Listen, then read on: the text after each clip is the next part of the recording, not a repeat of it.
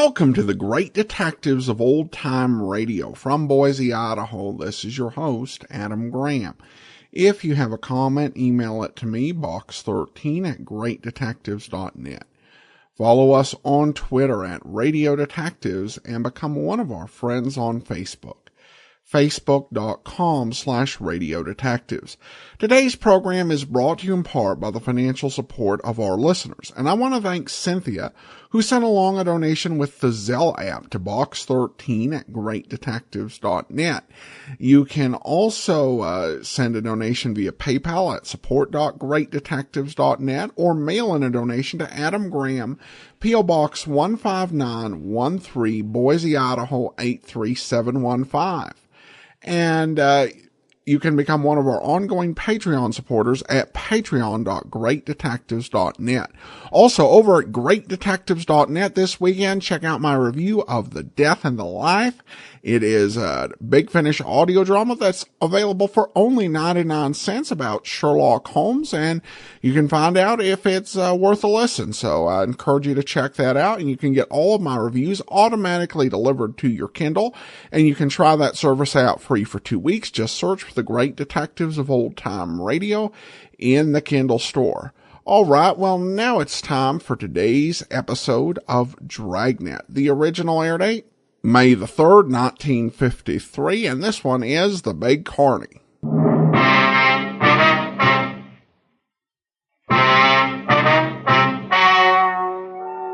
Ladies and gentlemen, the story you are about to hear is true. The names have been changed to protect the innocent.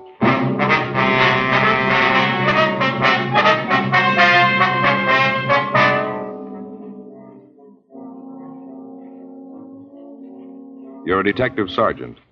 You're assigned a burglary detail. A wave of burglaries has broken out in your city. The thieves are fast. They're clever. Your job? Get them.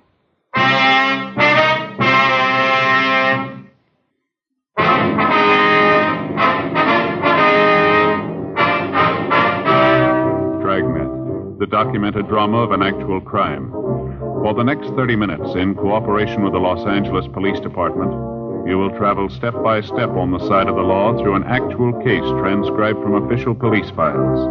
From beginning to end, from crime to punishment, Dragnet is the story of your police force in action. It was Thursday, December 10th. It was cold in Los Angeles. We were working the day watch out of burglary detail. My partner's Frank Smith. The boss is Chief of Detectives Thad Brown. My name's Friday. We were on the way out from the office, and it was 10:14 a.m. when we got to the Armstrong Schneider Jewelry Company, the manager's office. Can I help you? Yes, ma'am. Police officers, we'd like to see Mr. Armstrong. Oh, yes. Just a minute. The police officers are here. Yes, sir, right away. Will you go right in, please? Thank you very much. Mr. Armstrong's office. Yes, sir. I'm sorry, but he's in a meeting. Won't you come in? Thank you very much. Thanks, sir. Mr. Armstrong? Yes. It's my partner, Frank Smith. My name's Friday. How do you do? Won't you sit down? Thank you very much. Thanks. Would you like a cigarette? Yes, sir. Thank you. Thanks. I have a lighter. As you know, this firm is probably the foremost fine jewelry store on the coast. Yes, sir. I wonder if you'd tell us about the theft. Yes. Well, we discovered it this morning. About what time was that? Well, about 9:45. That's when we missed it. I guess the necklace was taken about 9. Must have been right after we opened. Could you give us a description of the piece, sir? Yes, I have it right here. Got it from the insurance records. Have a drawing of it. We always have that done on high-priced items. Mm-hmm. Here you are. Thank you. Mm-hmm. What value do you place on the necklace? It's insured for $8,000. Firm can't afford to take a loss like that. Could you tell us exactly how it was taken? Yes, I can. It was just after 9. We just opened the front doors. People had started to come in. Lots of shoppers. Christmas, you know. Yes, sir. Well, this one couple came in, asked to see some of our more expensive necklaces. Henderson brought the tray out of the safe and showed the collection to the people. Anderson? Yes. He's the clerk who was waiting on the people. Oh. I gave him his notice. I had to. Looks to me like carelessness. I wonder if we could talk to him. Yes, all right. Thank you. Miss Courtney, would you have Henderson sent in here, please? Yes, right away. What? No, tell him I'll call later. That's right. Have him leave the number and I'll call back. Right, yes. He'll be right in. All right, thank you. How long has this Henderson been working here? I'd have to check the employment records to be sure. Offhand, I think it's been about 5 years. Ever since we opened at this location, we used to have a store downtown, then we moved out here. Where did he work before that? Well, let me see. I think it was someplace up north. San Francisco, I believe. Yes, he worked in a store up there. Had excellent references. He's a good salesman. But you gave him notice, huh? Well, I felt it was the only thing to do. If he's getting careless, he has no business working in a store that deals with expensive merchandise. Excuse me. Yes? Send him right in. What? No, please tell him to call later. No, I'm not into anyone. No one but Sharon. My wife. Yes, sir. Come in. Do you want to see me, Mr. Armstrong? Yes, come right in, Henderson. These are police officers, Mr. Friday and Mr. Smith. This is Charles Henderson. How are you? Hi. How are you? They'd like to ask you some questions about the theft. Yes, sir. Anything I can do to help? Could you give us a description of the couple you waited on? Yeah, I think so. The man was about 35, maybe 40. About how tall was he? Well, maybe 5'11". Might have been 6 feet. I'd say he weighed about 155 pounds, something like that. Uh-huh. How about his coloring, his complexion? It was light. Looked like he'd been out in the sun, though. His nose was all sunburned. I noticed it because you don't often see people with sunburns like that this time of the year. You know, December. How was he dressed, do you remember? He had a gray hat on, gray chalk-striped suit on, flannel blue shirt, maroon tie. Didn't see his shoes. He had on one of those new round collars, though. You know, rounded here on the collar point? Was he clean-shaven? No, he had a little mustache, one of those that looks like it's drawn on with an eyebrow pencil. Just a line, you know the kind. How about the woman? What'd she look like? She was a small woman, not much more than 5'2", little, about 100 pounds. Real pretty. She had dark hair and blue eyes, very fair. I noticed it because I thought at the time that maybe she dyed her hair. Did you have any marks or scars you saw? No, I don't think so, no. How was she dressed?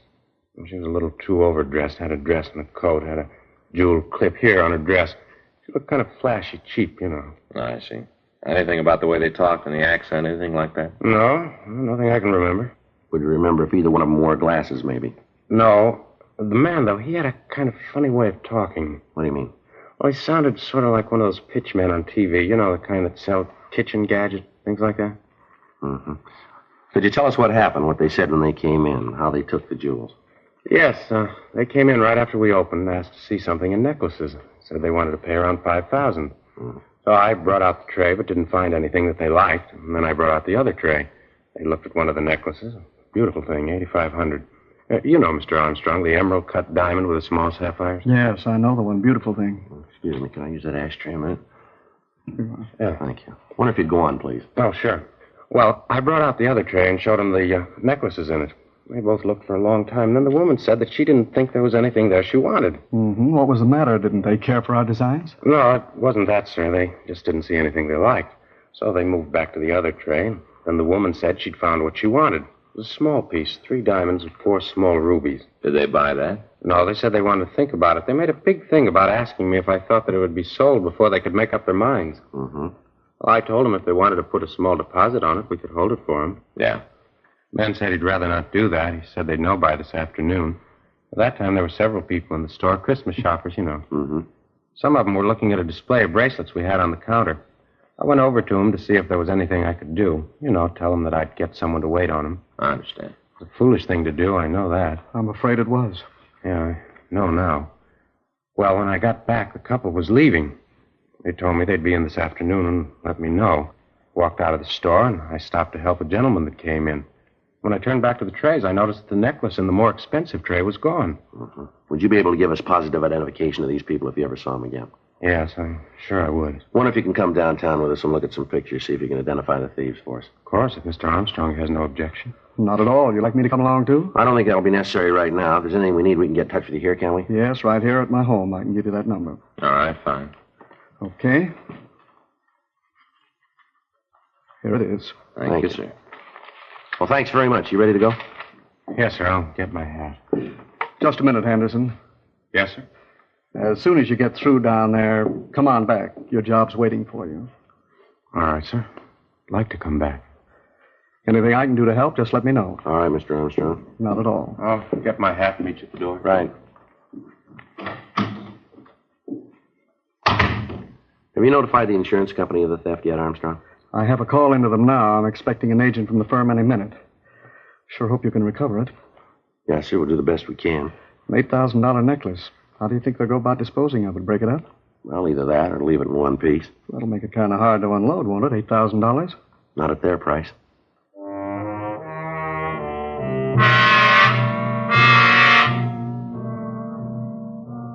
10:37 a.m. We talked to the other people in the store. From them, we got verifying descriptions of the two thieves. 11:32 a.m., Frank and I took the clerk, Charles Henderson, down to the city hall and had him go through the mug books. We got out a local and an APB on the pair of thieves, and a description of the stolen necklace was prepared for the Daily Bulletin. The insurance company that underwrote the necklace got in touch with us and said that they were getting out printed circulars to jewelers throughout the country. The victim was unable to make an identification from the mug books. We had the M.O. of the theft run through the stats office, but when the possibles were checked out, we had no new leads. Further interrogation of the owners and employees of the stores in the immediate vicinity of Armstrong and Schneider failed to turn up anything new. The theft was not a new one. For the past 6 weeks, there'd been a series of burglaries taking place out on Wilshire Boulevard. Most of them had been exclusive women's stores or jewelry shops. To date, all of them had been articles of small individual value, none that approached the value of the necklace taken from Armstrong and Schneider. In an attempt to apprehend the thieves, all of the usual avenues of sale of stolen goods had been checked. None of the precautions apparently did any good. The thefts continued. Another 2 weeks passed. In that time, the thieves hit 3 times, all in the same general area. The employees of the victimized stores were questioned. From the information we got from them, we could be certain that the suspects were the same ones we were after. On Tuesday, December 29th, Frank and I got back from checking a lead. Well, there's another one that went no place. Yeah, you want to check the book? Yeah, I'll get it.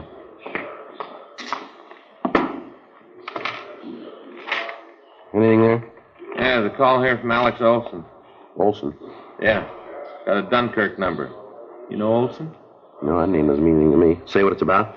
No, so just call him. Because it's important. All right. Give me the number, huh? Yeah. Here you go. What is this, 190? Is that a 9? Yeah, I think so. Yeah, it's a 9. You don't make 9s very good. Slopey, can't write. Can I speak to Alex? Oh, Alex Olson. Yeah. Yeah, that's right. The hotel. Yeah. Hello. This Olson? Yeah. This is Friday. Police department. You want me to call you? Yeah. Oh, yeah. Sure, I remember, huh? Yeah, sure. We'd like to talk to you. Yeah. No, we'll come over there. That's right. You want to give me the address? Just a minute. Yeah. Okay. Right. Bye. Olson, he works for that carnival. You remember we talked to him last year? Says he wants to see us about some burglaries now. Oh, yeah, I remember. Says he's in with the thieves. 11:26 a.m. We drove out to the address Olson had given me on the phone. We talked to the desk clerk at the hotel. He said that Olson had just moved in, and that during the time he'd been there, Olson hadn't talked much to any of the other people in the place. The clerk gave us his room number, and Frank and I went up to talk to him. Oh, where is that? Joe Friday. Just a minute. All right, come on in. Thanks. All right. Olson, this is my partner, Frank Smith. Oh, Hello. Yeah, I remember you. Sit down. Thanks. You want a drink? No, thanks. Oh, I gotta have one. What was it you want to talk to us about, Olson?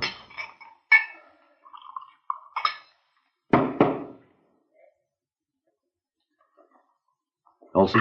Huh? What was it you wanted to talk to us about? Oh, man. What a hangover. I really get him. Yeah, now let's get to the point, shall we? What's on your mind? Oh, I'll tell you. I don't know why I drink so much. I feel terrible the next day. I always drink too much. All right, now look, Olson, maybe you got a lot of time. We haven't. We didn't come over here to sit and watch you drink. Now get to the point. You said on the phone that you're in with a gang of thieves we're looking for. Now what about it? What I told you on the phone is true. It's all true. I'm glad to tell you. Get it over. Get it all out in the open. That's what I need to do. Get it all out in the open. You had any breakfast yet? No, I just got up before I called you. Is there any place around here you can get something to eat? Don't make no difference around here. Nobody knows me. I think there's a place down the street right next to the hotel. But what's all this about food? I think you'll feel better if you have something to eat, won't you? No, wait a minute. You've had enough of that. Put it down. I don't want no food. All right, we do. Let's go. You guys are getting a little bossy, aren't you? We want to hear what you got to say. You keep hitting that bottle, neither one of us is going to make it. Come on, fella. We'll buy you some breakfast. You got a coat? It's cold out. Oh, yeah. I'm sure glad you guys came. I'm glad to get this off my Wait a minute. chest. Those dresses in there. Woman's clothes. Those belong to you? Oh, no. I'm just keeping them for a friend. Well, labels on some of them here. come from out on Wilshire, don't they? You get a gold star. I'll tell you about that. That's part of the deal. You want to tell us now? Well, look, you made a deal about some coffee. Maybe it'll help me find my hands. Are you going to back out now? All right, let's go. We'll come back. Sure, you can come back. Take all the time you want to. Look the dresses over. I got some other stuff you'll want to see, too. But come on, let's go.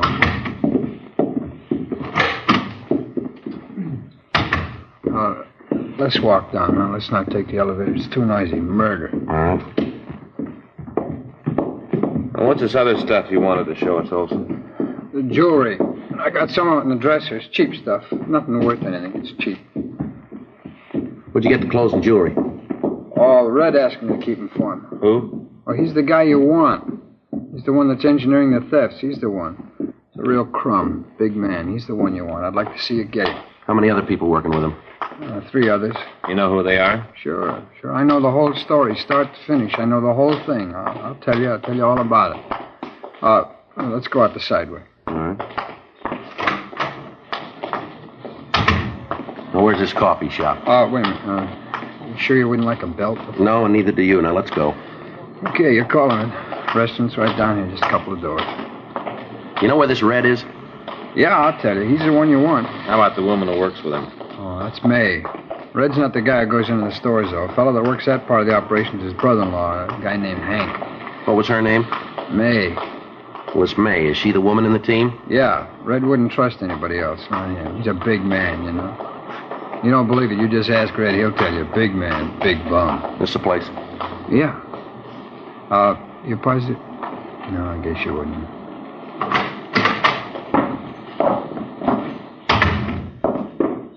Booth in the back, all right? Yeah. Hey, Joe, it doesn't look like they got service in the booths. What do you want, Olson? Well, it ain't what I want, but I'll settle for a cup of coffee. Joe? Yeah, it's all right for me. I'll get it and bring it back. All right. Come on, Olson, let's go back. Sit down. All right, now suppose you start right at the beginning and tell me about it, huh? Who's Red? How do they work the operation? Where can we find them? Tell us everything. All right.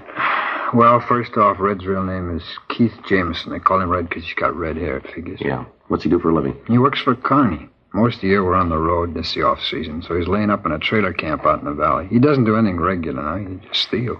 Is he one of the owners of this carnival? No, he runs a pitch game. You know, rings and the pegs. If you play real good, you can win a quarter's worth of slum for $5. Mm-hmm. How about his wife? She travel with the show? Yeah, she travels. It ain't a regular show, not Red's party. He just got a concession, you know. He goes with the show like a leech. He's been thrown out of a dozen carnies for crooked stuff. His brother-in-law's a dip when we're on the road. Picks pockets in the crowd around Red's place. He's gotten us all in a lot of trouble. No carny in the country will have us around anymore. Don't take him long to get wise to it. Mm-hmm. He's the one that's in on the burglaries with Red and his wife, is that it? That's right. He lists the stuff. How about his wife? Where's she fit in? Well, she's the distraction. You know, the one that comes up and asks questions, pulls the clerk away so Hank can lift the stuff. In case there's any trouble, Hank acts as lumber, too. What do you mean, lumber? Well, you know, muscle. He takes care of the guys that beef. Mm-hmm. Hey, can you give me a hand with that, huh, Frank? Yeah, here. Look at my thumb. Stuff splashed on it. Think it's blistered? No, it's good hot coffee in there. Here you are, Olson. Oh, thanks. Come on, pass the sugar, will you? Yeah, here you are. Where do you fit into this, Olson? No place, really. I'm just along for the ride. I think Red figures sometime the axe is going to fall and he wants my head under it. I usually hold on to the stolen stuff until Red finds a buyer. Does he use a fence? No, he pushes the stuff himself. He usually works on a tip. You know, somebody wants to buy a piece of merchandise. Red meets him, sets up a deal. Uh-huh. You willing to cooperate with us all along the line on this thing? Sure, I'll go along with you. You know where the necklace is that they lifted a couple of weeks ago? Yeah, Red's got it. He's looking for a buyer now. You think you can set up a meet for us? Yeah, if he thought you wanted to buy the piece, it could be done. You set up the meet? Sure. I want to see you get him. Tell me something. How are you going to come out on this if we pick up Red and the others? What do you want out of it? I got my reasons. I got good reasons. You want to tell us what they are? Sure, I got no reason not to. Give me the sugar again, man. Yeah. You see, Red figures he's going to make a sideshow character out of me next season. I'm not going to go that route. Yeah? What do you mean? Oh, you know, the wild man from Borneo sit in a pit all day and yell at the customers. Pitch like that always draws a big crowd. Red figures it'll be good for picking pockets. Yeah. You ought to know by now Red's out of his mind. Yeah. Wild man from Borneo. Even a leopard skin won't help. Look at me. I only weigh 105 pounds.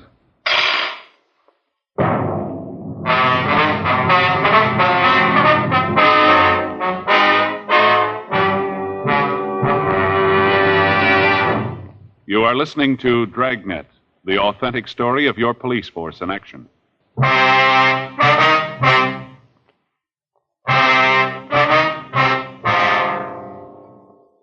2:24 p.m. We continued to talk to Alex Olson. He told us what he knew of the operation of the thieves. We went back to his room and searched it thoroughly. We found several pieces of cheap costume jewelry and several of the stolen dresses. Most of the other things in his room were worthless. As far as we knew, had not been stolen. We took him down to the city hall and had him checked through R&I. He had an arrest record showing several arrests for being drunk in a public place. We checked the name Keith Red Jameson through the files. There was no record on him. There was no record in the moniker file either.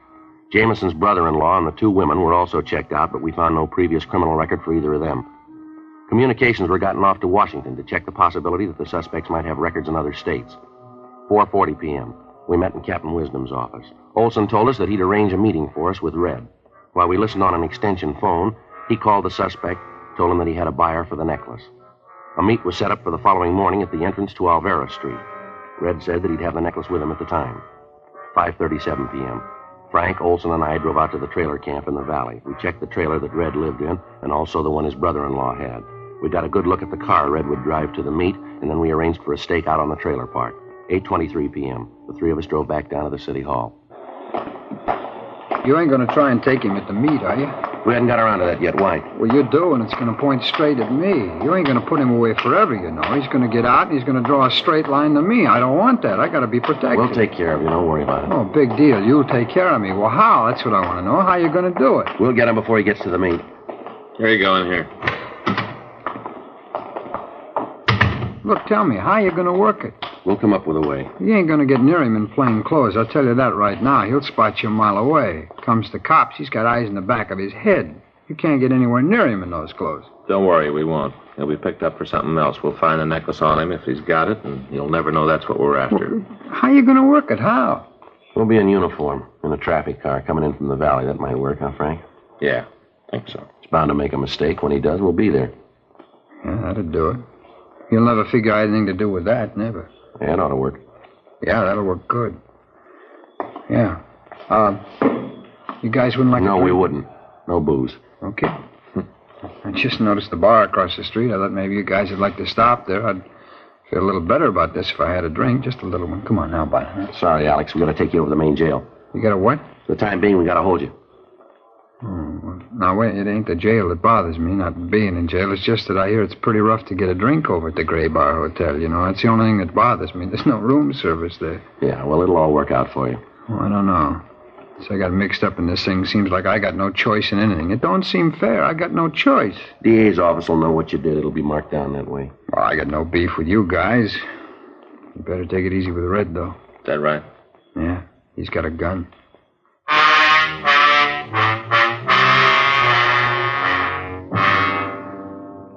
The following morning at 4:30 a.m., Frank and I were dressed in the uniform of traffic officers. We were parked 2 blocks from the trailer park in a traffic car. The meet with Red was scheduled for 9 a.m. The officers on stakeout at the trailer park told us that they'd seen no activity in Red's trailer the night before. From where we were parked, we could keep his car under constant surveillance. At 7:45 a.m., we saw the suspect and his wife come out of the trailer and get into the car. We followed them over to Ventura Boulevard, and from there down Coahuila Pass. We kept far enough behind them so that they'd have less chance of knowing that they were being followed. They turned by the freeway construction point and continued on down Coahuila Boulevard. When they got to the corner of Yucca and Coahuila, they made a mistake. They turned left from the wrong lane of traffic. Well, that's it. You want to hit the siren? Yeah. I got the light. He's going straight down Yucca, Joe. Yeah. Pull up behind him, huh? Right. Okay, he sees us. He's pulling over. I'll cover the other side. Watch yourself. Right. What's wrong, officer? I didn't do anything. See your operator's license, please? Sure, it's in my pocket. I'll get it. You want to get out of the car, please? Well, I don't have to get out to show you my driver's I'd like to have you get out of the car. Don't argue with him, Red. Do what he says. What's all this about, anyway? What do you stop me for? You made an illegal left turn back there at Coahuila. Illegal? Oh, you got the wrong guy. See that guy in front of me? He jumped the light something awful. He's the guy you ought to be after. He's the one, not me. All right, move over by the car. What? Over by the car. Now put your hands up there. No, against the car. I don't know what you mean. Now come off it, Jameson. You know what we meet. Get out of here! All right, Jameson, on your feet. What are you doing? You got no right to beat him up like that. A big thing for making a left turn. What are you guys trying to prove? Just wait until the papers get this. We got friends, you know. All right, big lady, friends. take it easy. I won't take it easy. Man makes a mistake, and you cops act like you were the judges. You got no right to treat a citizen like that. Here, Frank, you'll hold this. Yeah. 38 Colt. You play rough, don't you, Red? Ah, shut up. What's this, Red? You leave that alone. That's mine. Doesn't concern you. Necklace, Joe? Yeah. So it's a necklace. What's that prove? You got nothing on us. Write out the ticket for the left turn and let us go. That's all you got. You got a permit for this gun? No. This necklace is stolen. You know that, don't you? I don't know anything about it. I'm not going to say anything till I see a lawyer. Nothing. I knew this would happen. Always knew it about you. You're yellow. Willing to take a chance as long as you ain't going to be nailed. Let something go wrong and right away you start screaming for a lawyer. Poor excuse for a man. You took a chance and you lost. Well, don't be a coward about it. You got no excuse. None in the world. You got no excuse at all. Well, that makes you even, lady. Huh? Neither of you.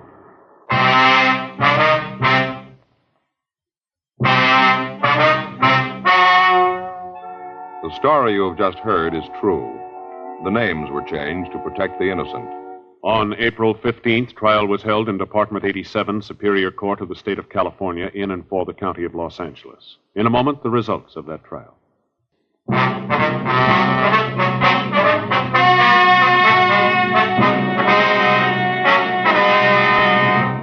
Henry Donald Swenson, Anna Catherine Swenson, and May Ruth Jameson were tried and convicted of 5 counts of burglary in the second degree. They received sentence as prescribed by law. Burglary in the second degree is punishable by imprisonment in the state penitentiary for a period of not less than 1 nor more than 15 years. Keith Walter Jameson was tried and convicted for receiving stolen property on 5 counts and received sentence as prescribed by law. Receiving stolen property is punishable by imprisonment in the state penitentiary for a period not to exceed 10 years.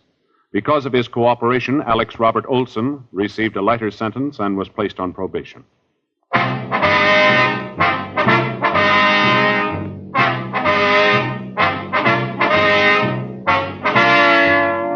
You have just heard Dragnet, a series of authentic cases from official files.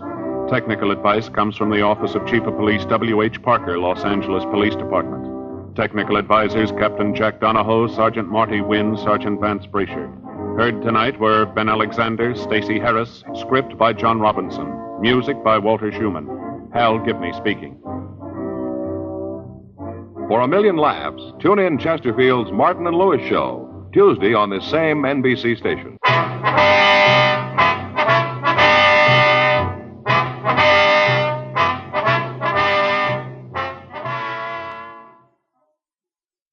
Our commentary today is brought to you by PaladinDetective.net, specializing in missing persons and adoption searches, providing personal service with nationwide research. You're listening to the great detectives of old-time radio. Welcome back. I appreciated Friday and Smith trying to protect the informant. I do wonder how effectively stealthy their plan was in terms of the criminal knowing that he had a tip given on him, particularly since they knew so much about him, including that the merchandise was stolen and his nickname. It's just I think he would know at the very least that somebody had told. Whether he would have known who for sure, who can say. All right, well, that will actually be all for today. Join us back here tomorrow. We'll be bringing you Video Theater, an episode of Boston Blackie. And then join us back here on Monday for Mr. Keene, Tracer of Lost Persons. And then next Wednesday, we start out with Rocky Jordan, and then we'll be back here again next Saturday with another episode of Dragnet.